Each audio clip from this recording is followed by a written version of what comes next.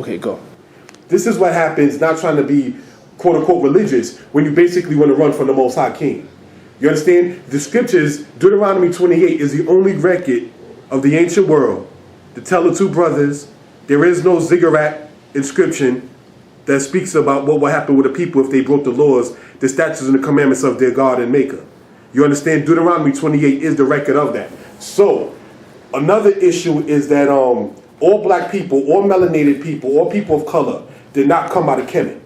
The people that we call the Egyptians actually came from another land by Uganda and migrated north. In the book of Ezekiel, chapter 29, talks about that, where it says the land of Patros, even the land of their origin.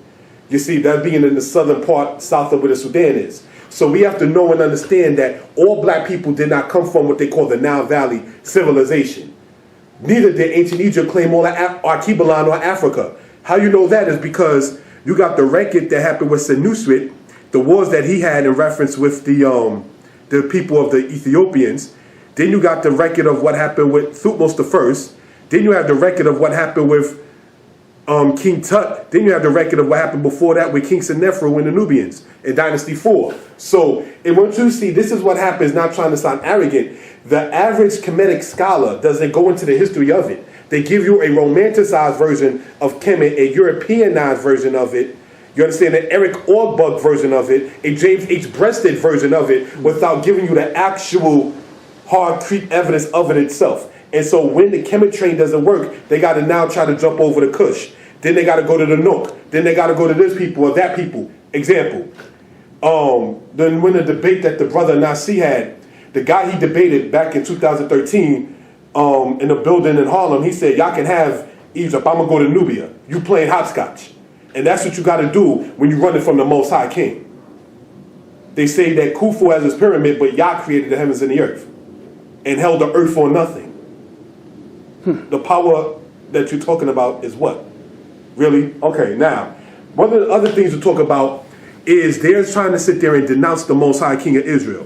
When you look at what is referred to, brothers and sisters, in your own time, as the Yahweh of the Shasu, you understand? When you go in that book entitled Egypt, Canaan, and Israel by Radford, he speaks about that. Where actually what they had in Dynasty 18, they speak about the Yahweh of the Shasu, or Shasu, the people of Yahweh.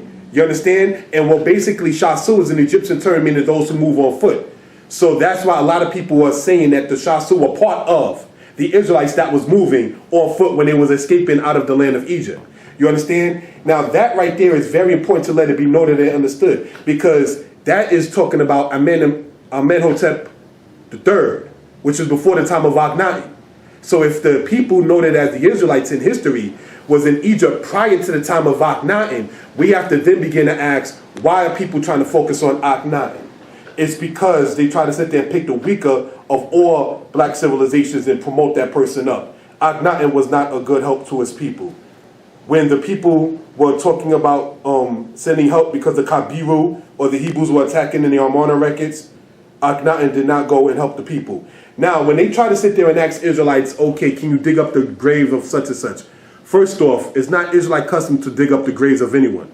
As a matter of fact, to show you how unbiased the Bible is, one of the things that the Most High spoke about the people of Moab or Ammon is because they dig up the bones of the king of Esau when you go to the book of Amos, chapter 2 and chapter 3.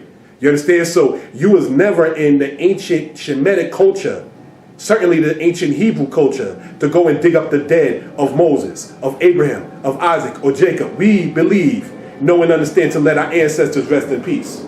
You understand? We teach that when you got to go and sit there and conjure up the dead, it's basically you have what Shaul, or that is to say Saul, had, an evil spirit of the Most High, where Yah, the Creator, departed from you, was not answering you in dreams, did not send you no prophets, and so therefore you had to try to find necromancy as a way for you to sit there and get some spiritual enlightenment. Let the ancestors rest in peace.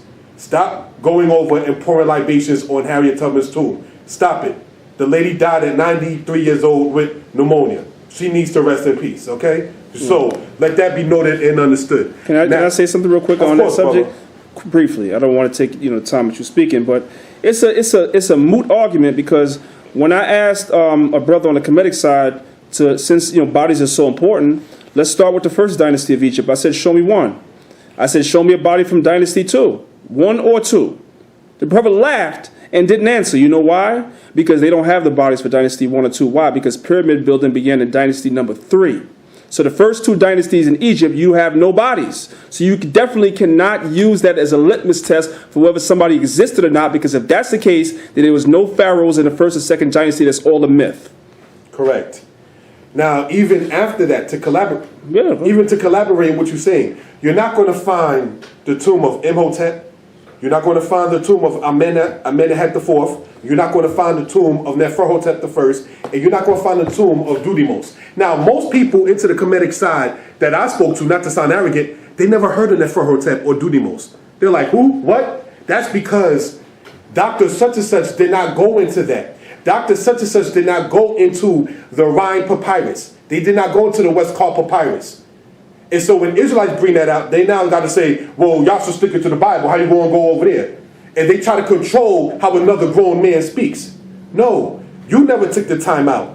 While you're saying that, okay, you want to sit there and deal with the Bible. And this is where logic has to come into play. If the Bible came out of Kemet, and you're claiming Kemet, then show me. And I did this when I was in, I could go there, BMCC, which is a college in Chambers, by Chambers Street in Manhattan. I asked one of the people who work in the school there, if you could show me, let's go down the line, the Sabbath, Passover, the day of the blowing of the trumpets, Shemini Atzeret, or the 8th day solemn assembly, the day of atonement, the 10th day of the 7th month, the Feast of Booths. If you could show me any of those days inside of a Kemetic teaching, then I have to sit there and acquiesce to what you're saying. Tacitus, the Roman historian, is noted for saying that the difference between the Hebrew people and the Egyptians is that the Hebrew people on the 7th day, they just do nothing. Like these Ayuda, or the Jews, to use the term loosely, that Tacitus saw in the 1st century AD was like, y'all do nothing on what we, the Romans, call Saturday? That's another thing, because some people like to sit there and talk about the lunar Sabbath or this Sabbath or that. Israelites go hard once it comes down to that. You ain't never heard Shabbat Hotep, and you're not going to hear it. It's not the culture of the people of Kemet. Now, to get there and deal with this very intensely, you're not going to sit there, brothers and sisters, and find, and I quote, when you go into the record of Dynasty 20, Ramses had people killed and their ears chopped off for digging up the tombs. Dynasty 20 was so poor in Egypt, the people raided the tombs to get gold for money so they can buy things.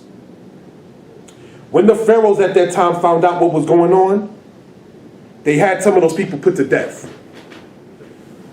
So my point is this: when you go into what they call the Papyrus Ani, what they call the principles of Ma'at, I have not violated the deceased.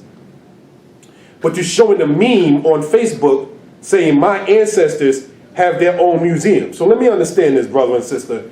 They dig up the dead, and then you go and pay the money, the funny money, which is, they tell you on money, this note is legal tender because they can't really call it money. All right, that's a whole nother subject. We ain't going that far, but you pay that you worked for at a job that you probably had to clock into to go and see your dead ancestor. And if you're comfortable with that, that's the problem. Because there's a problem with that situation. To go and look for the dead, to sit there and say in the museum, oh yeah, that looks like me. Now you got a problem, because when they did the mummifications with King Tutankhamun or King Tut of Dynasty 18, they was able to sit there and make the nose look European. So now you got white scholars saying that King Tut was white. So now you got an argument, but had you let the dead rest in peace, Dr. Ben, you would have not had that problem. That's right. You do not sit there and deal with that. As a matter of fact, even when you go into the tomb of Seti of Dynasty 19, did you know people got hurt trying to get into there because the way the ancient Egyptians had it set up, they had a booby trap so that way nobody could go into that tomb. When you sit there and hear about them talking about we're going to put the gold in there for their afterlife, they took their culture serious. This is why Tutmos the first had built what you call the Valley of the Kings and the Valley of the Queens. And he was one of the first pharaohs to be buried in there that was living during its construction. They did not play with that. This commercial nonsense that they got going on now in the so-called Kemetic community, y'all disrespecting that ancient culture, man. I spoke about this, and usually once it comes down to that subject, the conversations are online or in person, it changes or it gets quiet or well, you can't sit there and prove no one in the Bible. Okay, let's go there real quick while we got the time. Let's go to an external source. Shalmaneser III spoke about Jehu, king of Israel. Sennacherib of Assyria, the same one who beat up the Egyptians and beat up the tribe of Judah in the land of Lachish, and also had Tahaka running for his life at one point. He spoke about Hezekiah, the king of Judah. Tacitus, we already went over, spoke about the Israelites. Ptolemy the first, or Ptolemy Soter, as he called himself, spoke about the Israelites. Ptolemy the second, Philadelphia, spoke about the Israelites. You have it to where other nations spoke about the Israelites. When you go into the record of King Jehoiakim in the land of Babylon, it says, for the food of Yahukimu of Yehudu. Yehudu is Yehuda, Yahweh, whatever pronunciation you want to have of Judah. So there are other external records that confirm the scriptures. So the understanding that people have or they try to come with is emphatically incorrect. Beautiful. Beautiful. We're going to do a part 2, King. We're definitely going to do a part 2 because I know you can just, you flow like water, King. It flows like water, you know what I'm saying? Nice. Any final closing words and, let the people know how they can reach out to you, whatever. I know you're on Facebook, so forth and so on. No problem. I keep an open Facebook thing. My email, if you're interested, is morehe1@yahoo.com. I'll spell it. MOREHONE. Morehe1. One word, obviously, for Yahoo. Morehe1@yahoo.com. Or you can look up Kashub Danite. KASHUB. Danite. DANITE. And you will see Hebrew letters coming up, and that'll be my Facebook page. So that's 2 different ways in which to reach me. But certainly want to sit there and the point in this, on my personal end, blessed be the Most High, and I don't mean to blow up nobody's name, is the guy Seti. I saw him when I was 29. He said, there is no nation called Israel. I'm like, hold on. My mommy taught me I was from the 12 tribes when I was 4 years old. Did you mean to sit there and tell me she told a lie? No. So if we're not that, and you're saying that the people plagiarized, but then they never existed, how can the people who never existed be charged with plagiarism? It's the facts. Shalom. Shalom, man. Well, just for the record, what do you do for a living? Okay, I am a part-time teacher. Due to not to be too personal, due to not having my master's degree as of yet, inside of a college over in New York City, community college. Excellent, excellent. So you work in a college, so that Correct. means you're around quite a few books, and that's where you get a lot of information from. Yes. Beautiful thing, King. Yes. Beautiful. Like the Beautiful. Oxford book. Excellent, beautiful. All right, man. So we'll be interviewing again, man. Most High blessed, man, and we do appreciate all the information. I'm sure the people at home learned a lot. They might want to rewind this video and go back and play it and write down and take notes, man. All right? Bless. All right, shalom. Shalom.